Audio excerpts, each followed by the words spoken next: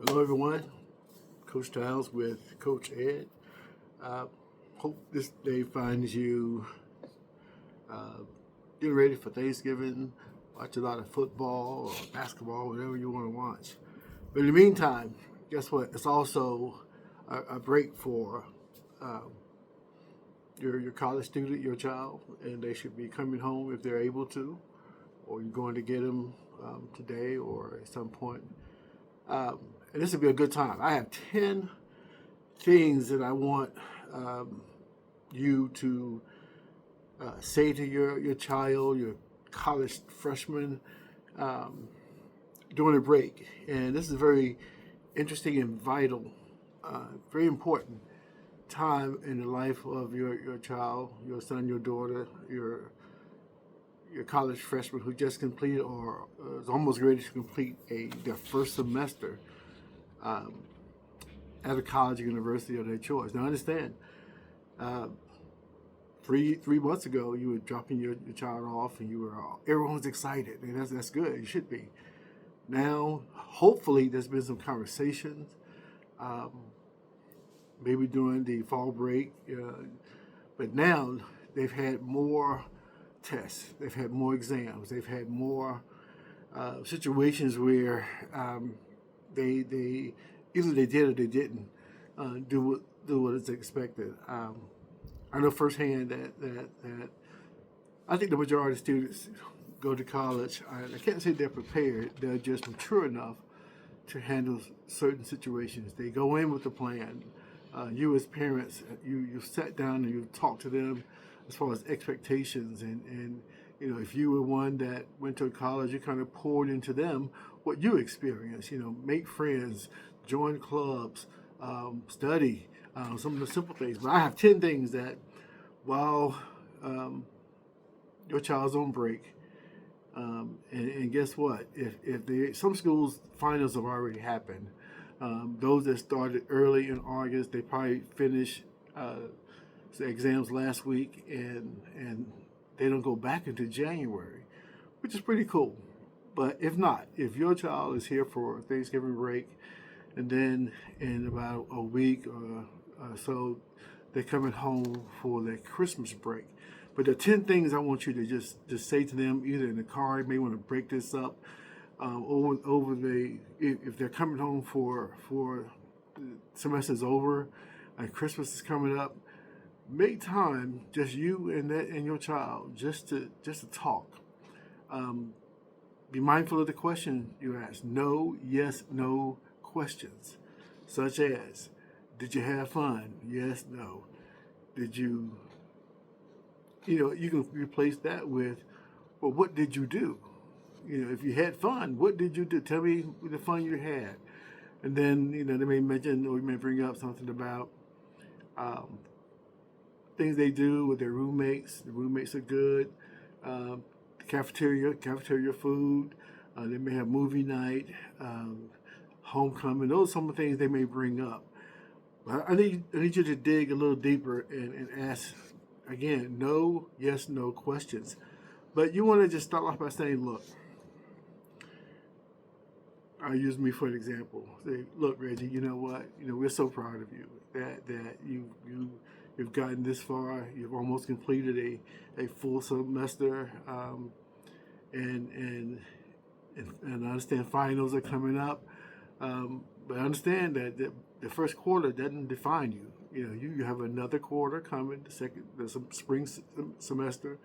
So just reaffirm the efforts they made. Reaffirm the fact that they've made it, and that they if they prepare well, they're going to be prepared for the exams coming up.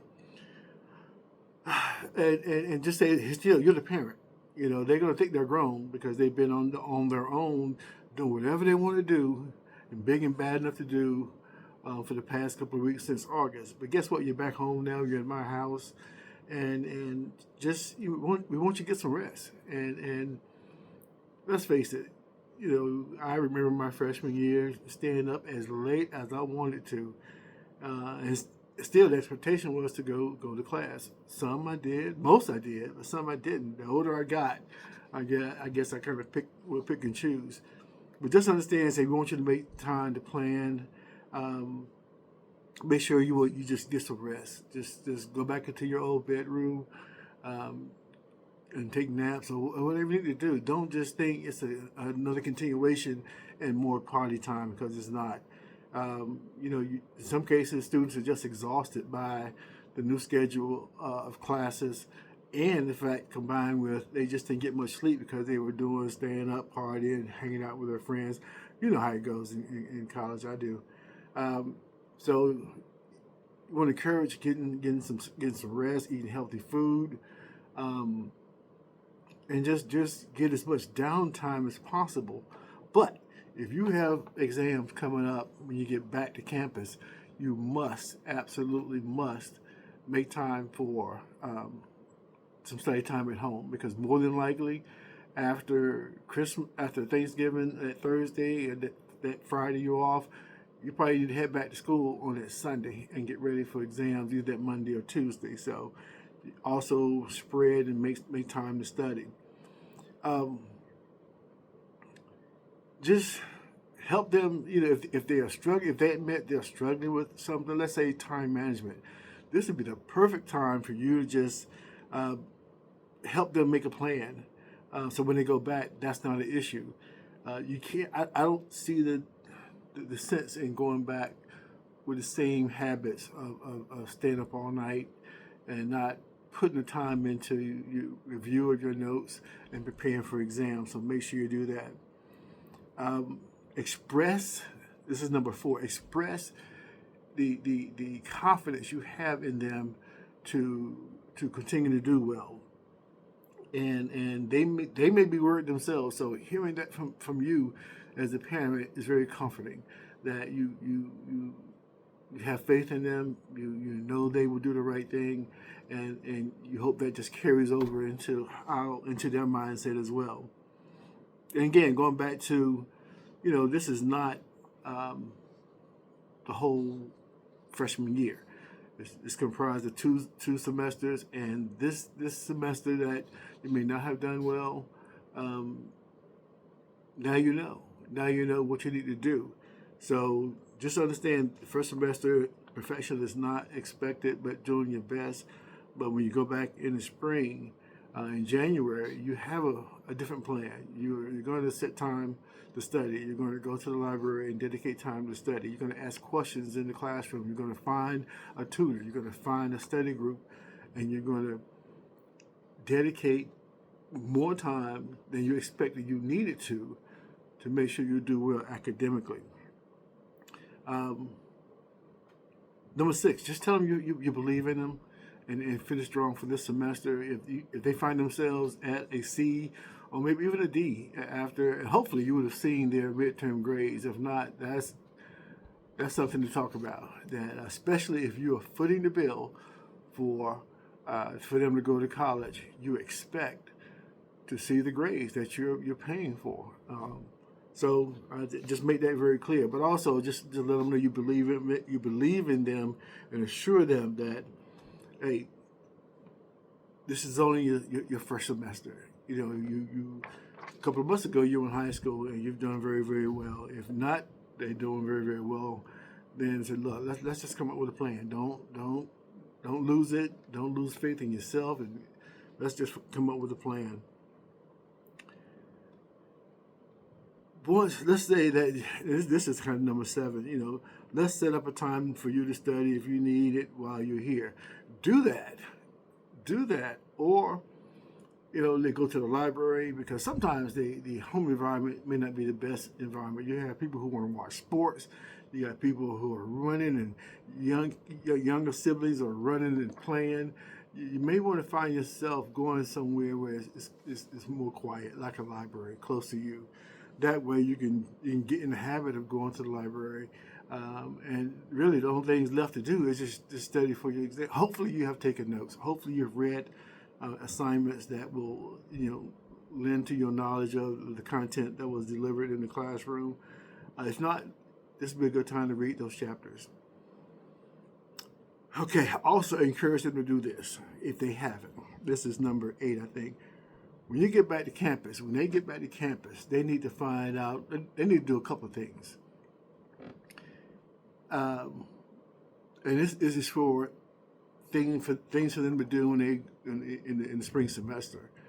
Is one, what resources will help you do what you want to get done, such as where's the tutoring office, where's the peer mentors office, where's the library. Those things I think are going to be vital to the success of a student who is doing well but just didn't take advantage of these resources. Number 9, as a parent, let them know that if there's anything that you guys can do for them, you're there. Now, you're not going to answer the call every time they need $100 or even $20. They got to learn how to budget their money too. Understanding that cafeteria is part of the plan, so they can eat, but sometimes you get a little hungry at 8 or 9, 10 o'clock at night after you've done studied for a while. So either you allow groceries, or they need to budget their money so they can go get a burger or a hot dog or whatever. But just make sure you let them know you are there for them. If there's anything they need, encouragement,